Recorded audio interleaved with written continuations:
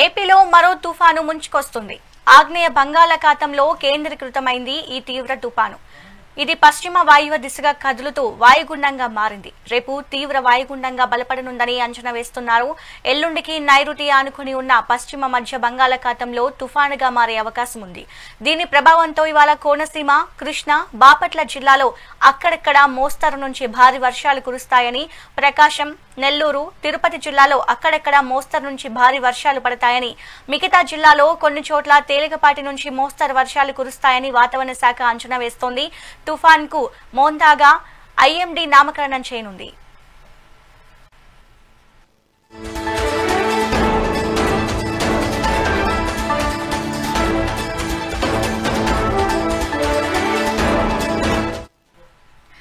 ఏపీలో మరో తుఫాను ముంచుకొస్తుంది. ఆగ్నేయ బంగాళాఖాతంలో కేంద్రీకృతమైంది తీవ్ర అల్పపీడనం. ఇది పశ్చిమ వాయువ్య దిశగా కదులుతూ వాయుగుండంగా మారింది. రేపు తీవ్ర వాయుగుండంగా బలపడనుందని అంచనా వేస్తున్నారు. ఇక దీనిపై మరింత సమాచారం విశాఖ చీఫ్ బ్యూరో భరత్ అందిస్తారు. భరత్, చెప్పండి.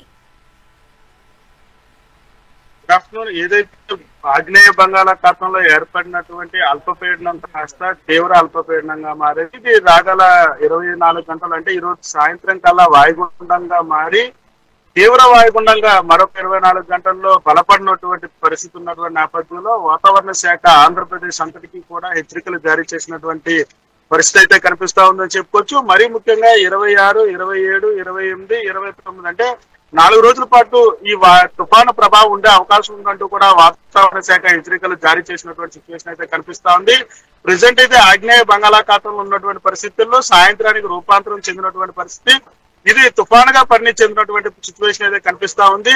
ఈ రాష్ట్రంలో ఏదైతే సంవత్సర కాలంలో కూడా ఇదే అతి పెద్ద తుఫానుగా చెప్పుకునేటటువంటి పరిస్థితి కనిపిస్తా ఉందని చెప్పొచ్చు. మరీ ముఖ్యంగా ఇప్పటికే తీరం వెంబడి 40 నుంచి 45 కిలోమీటర్ల వేగంతో గాలులు వీస్తున్నటువంటి నేపథ్యంలో 28 ఏదైతే విశాఖపట్నం నుంచి చిత్తూరు మధ్యలో ఆంధ్రప్రదేశ్ లోనే ఈ తుఫాను తీరం దాటే అవకాశం ఉందంటూ కూడా వాతావరణ శాఖ హెచ్చరికల నేపథ్యంలో రాష్ట్ర ప్రభుత్వం అప్రమత్తమైనటువంటి పరిస్థితి అయితే కనిపిస్తుందని చెప్పుకోవచ్చు. దీని ప్రభావంతో ఏదైతే ఇటు విశాఖ, విజయనగరం, అదేవిధంగా ఇటు తూర్పు, పశ్చిమ గోదావరి జిల్లాలతో పాటుగా మొత్తం ఆంధ్రప్రదేశ్ అంతటా కూడా దీని ప్రభావం అధికంగా ఉండబోతా ఉన్నది. మరీ ముఖ్యంగా సీసోర్ లో అయితే మాత్రం 70 నుంచి 100 కిలోమీటర్ల వేగంతో ఈదురుగాలులు వీచే అవకాశం ఉన్నటువంటి నేపథ్యంలో మత్స్యకారులు ఎవరు కూడా వేటకు వెళ్లొద్దంటూ కూడా హెచ్చరికలు జారీ చేసినటువంటి పరిస్థితి.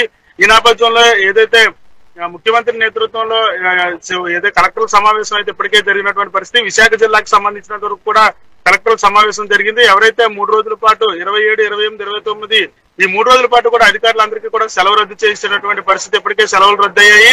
అదేవిధంగా లోతట్టు ప్రాంతాల్లో ఉన్నటువంటి ప్రజలందరూ కూడా అప్రమత్తంగా ఉండాలని, మరీ ముఖ్యంగా సముద్ర తీర ప్రాంతాల్లో ఉన్నటువంటి ప్రజలు కూడా అప్రమత్తంగా ఉండాలంటూ కూడా ఏదైతే అధికారులు చెప్తున్నటువంటి సిచ్యువేషన్ అయితే కనిపిస్తా ఉందని చెప్పుకోవచ్చు. మరొక వైపు సముద్రంలో వేటకు వెళ్ళినటువంటి మత్స్యకారులు ఎవరైతే ఉన్నారో స్థానికంగా ఉన్నటువంటి పోర్టులకు చేరుకోవాలంటూ కూడా ఇప్పటికే ఆదేశాలు జారీ చేసినటువంటి సిచ్యువేషన్ అయితే కనిపిస్తా ఉంది. ఈ తుఫాను ప్రభావం అంటే ఈ రోజు సాయంత్రం తర్వాత ఈ రేపు ఉదయం కల్లా ఈ తుఫాను ప్రభావం ప్రారంభం కాబోతుందంటూ కూడా ఇప్పటికే చెప్తున్నటువంటి సిచ్యువేషన్. అయినప్పటికీ కూడా ఆంధ్రప్రదేశ్ లో కొన్ని ప్రాంతాల్లో ఇప్పటికే మోస్తరుగా వర్షాలు పడుతున్నటువంటి పరిస్థితి. మరొక వైపు వాతావరణ శాఖ ఆరెంజ్ అలర్ట్ ఇచ్చినటువంటి సిచ్యువేషన్ అయితే కనిపిస్తా ఉంది. మరీ ముఖ్యంగా ఏదైతే వాతావరణ శాఖ red alert, orange alert, yellow alert అంటూ కూడా 3 ప్రక్రియలు ఉన్నటువంటి నేపథ్యంలో మూడిట్లో మరీ ముఖ్యంగా ఆరెంజ్ అలర్ట్ కాకుండా రెడ్ అలర్ట్ ఇచ్చినటువంటి పరిస్థితి. విశాఖతో పాటుగా చిత్తూరు వరకు కూడాను దీని ప్రభావం అధికంగా ఉన్నటువంటి పరిస్థితి. తుఫానుగా పరిణితి చెందిన అనంతరం కూడా దీని ప్రభావం మరీ ముఖ్యంగా ఆంధ్రప్రదేశ్ లో తీరం దాటేటటువంటి పరిస్థితి ఉన్నటువంటి నేపథ్యంలో తీర ప్రాంతాల ప్రజలపైన అధికంగా ఉంటుందంటూ కూడా చెప్తున్నటువంటి పరిస్థితి. విశాఖతో పాటుగా ఏదైతే దివిసీమ, అదేవిధంగా ఇటువైపు ఏదైతే ఏలూరు, మరొక వైపు చిత్తూరు వరకు కూడా దీని ప్రభావం అధికంగా ఉండేటటువంటి పరిస్థితి. 28, 29 తేదీలకు సంబంధించినంత వరకు కూడా ఈ తుఫాను తీరం దాటే అవకాశం ఉందంటూ కూడా వాతావరణ శాఖ అంచనా వేస్తున్నటువంటి సిచ్యువేషన్ అయితే కనిపిస్తా ఉంది. ఈ తీరం దాటేటటువంటి సమయాల్లో దీని ప్రభావం ఉధృతి మరింత పెరిగేటటువంటి సిచ్యువేషన్ అయితే కనిపిస్తుంది. ఈ సంవత్సర కాలంలో ఉండేటువంటి తుఫాన్లో ఇదే అతి పెద్ద తుఫానుగా వాతావరణ శాఖ చెప్తున్నటువంటి పరిస్థితి. తీరం వెంబడి ఏదైతే తుఫానుగా పరిణితి చెందిన అనంతరం కూడాను 70 నుంచి 110 కిలోమీటర్ల వేగంతో గాలులు వీచేటటువంటి అవకాశం ఉన్నటువంటి నేపథ్యంలో ఇప్పటికే 28, 29 తేదీలకు సంబంధించినంత వరకు పాఠశాలకు సెలవు ప్రకటించాలంటూ కూడా వాతావరణ శాఖ ఇప్పటికే చెప్తున్నటువంటి సిచ్యువేషన్ అయితే ఉంది. మరీ ముఖ్యంగా 28, 29 తేదీలో ప్రయాణికులు ఎవరైతే ఉన్నారో తమ ప్రయాణాన్ని వాయిదా వేసుకోవాలని, అత్యవసర పరిస్థితుల్లోనే ప్రజలందరూ కూడా బయటికి రావాలంటూ కూడా వాతావరణ శాఖ హెచ్చరికలు జారీ చేసినటువంటి పరిస్థితి అయితే కనిపిస్తా ఉంది. దీనికి సంబంధించిన కూడా ఇప్పటికే కలెక్టర్లు అలర్ట్ అయినటువంటి పరిస్థితి. జిల్లాలకు సంబంధించినంత వరకు కూడా ప్రతి ఒక్క కలెక్టర్లు కూడా సమావేశం ఏర్పాటు చేశారు. ఏదైతే 4 రోజుల పాటు వర్షాభావ పరిస్థితులు ఉన్నటువంటి నేపథ్యంలో పూర్తిగా కూడా రాష్ట్ర వ్యాప్తంగా ఉన్నటువంటి ప్రభుత్వ అధికారులు అందరి సెలవులు కూడా ఇప్పటికే రద్దు అయిపోయినటువంటి పరిస్థితి, రద్దు చేసినటువంటి పరిస్థితి. ప్రతి ఒక్క అధికారి కూడా అందుబాటులోకి రావాలని, ప్రజలకు ఎటువంటి ఇబ్బంది కలగకుండా ఉండే విధంగా కూడాను రాష్ట్ర ప్రభుత్వం అనేక చర్యలు చేపడుతున్నటువంటి పరిస్థితి కనిపిస్తా ఉంది. మరీ ముఖ్యంగా ఈ తుఫాను ప్రభావం ఉన్నటువంటి ప్రాంతాల్లో రెడ్ అలర్ట్ ఉంటున్నటువంటి పరిస్థితి. అంటే ఒక్కసారి క్లౌడ్ బరస్ట్ అయితే ఎలా అయితే వర్షం పడుతుందో ఆ స్థితిలోనే అత్యధిక వర్షపాతం నమోదైనటువంటి పరిస్థితి. ఒక్కసారిగా గంట వ్యవధిలోనే సుమారు 20 నుంచి 35 సెంటీమీటర్ల వర్షపాతం ఒకే ప్రాంతంలో పడిపోయేటటువంటి పరిస్థితి. నదీ తీర ప్రాంతాల్లో ఆకస్మిక వరదలు సంభవించేటటువంటి సిచ్యువేషన్ ఉంటుంది. అదే విధంగా కూడా సముద్ర తీర ప్రాంతాల్లో ఏదైతే తీర ప్రాంతం వెంబడి 70 నుంచి 110 కిలోమీటర్ల వేగంతో గాలు వీచేటటువంటి అవకాశం ఉన్నటువంటి నేపథ్యంలో తీర ప్రాంత ప్రజలైతే ఎవరైతే ఉన్నారో తీర ప్రాంతంలో కూడా సముద్ర కెరటాలు ఉవ్వెత్తున ఎగిసిపడే అవకాశం ఉన్నటువంటి నేపథ్యంలో తీర ప్రాంత ప్రజలను కూడా అప్రమత్తం చేసినటువంటి సిచ్యువేషన్ అయితే కనిపిస్తా ఉంది. మరి ముఖ్యంగా ఏదైతే దివిసీమ లాంటి ప్రాంతాల్లో లంక గ్రామాలు ఏవైతే ఉన్నాయో ఇప్పటికే సురక్షిత ప్రాంతాలకి తరలి వెళ్ళిపోవాలంటూ కూడా ఆదేశాలు జారీ అయినటువంటి పరిస్థితి. మరీ ముఖ్యంగా తుఫాను ప్రభావం ఉన్నటువంటి ఏరియాలకు సంబంధించినంత వరకు నదీ తీర ప్రాంతాల్లో ఉండేటటువంటి వాళ్ళు కానీ సముద్ర తీర ప్రాంతాలకు అయితే దగ్గరగా ఉండేటటువంటి ప్రజలందరూ కూడా అప్రమత్తంగా ఉండాలి. అవసరమైతే అత్యవసర పరిస్థితుల్లో వాళ్ళని తరలించేందుకు కూడా రాష్ట్ర ప్రభుత్వం రంగం సిద్ధం చేసిందని చెప్పుకోవచ్చు. ఎన్డీఆర్ఎఫ్ తో పాటుగా ఎస్డీఆర్ఎఫ్ సిబ్బందిని కూడా ఇప్పటికే అలర్ట్ చేసినటువంటి పరిస్థితి. మరొక వైపు విండ్ స్పీడ్ అధికంగా ఉన్నటువంటి పరిస్థితుల్లో 70 నుంచి 110 కిలోమీటర్ల వేగంతో గాలులు వీచే అవకాశం ఉన్నటువంటి నేపథ్యంలో ఏదైతే ఒక్కసారిగా విద్యుత్ అంతరాయాలు కానీ ఎక్కడికక్కడ చెట్లు నేల కొరికేటటువంటి పరిస్థితి ఉన్నటువంటి నేపథ్యంలో విద్యుత్తును పునరుద్ధరీకరించేందుకు, అదేవిధంగా చెట్లను తొలగించి ఎక్కడికప్పుడు ప్రజలకి విద్యుత్ అందించేందుకు కూడా ఉన్నటువంటి పరిస్థితి. మరొక వైపు మంచినీటి సరఫరాకు సంబంధించినంత వరకు కూడాను ఇప్పటికే ప్రజలందరికీ కూడాను మంచినీరు స్టోరేజ్ చేసుకోవాలని, అదేవిధంగా మంచినీటి అంతరాయానికి సంబంధించినంత వరకు కూడా ఎటువంటి అంతరాయం కలగకుండా ఉండే విధంగా కూడాను చర్యలు తీసుకునేటందుకు ఇటు జీవీఎంసీతో పాటుగా అన్ని మున్సిపాలిటీలకు సంబంధించినంత వరకు కూడా అధికారులకు ఆదేశాలు జారీ చేసినటువంటి పరిస్థితి కనిపిస్తా ఉందని చెప్పుకోవచ్చు.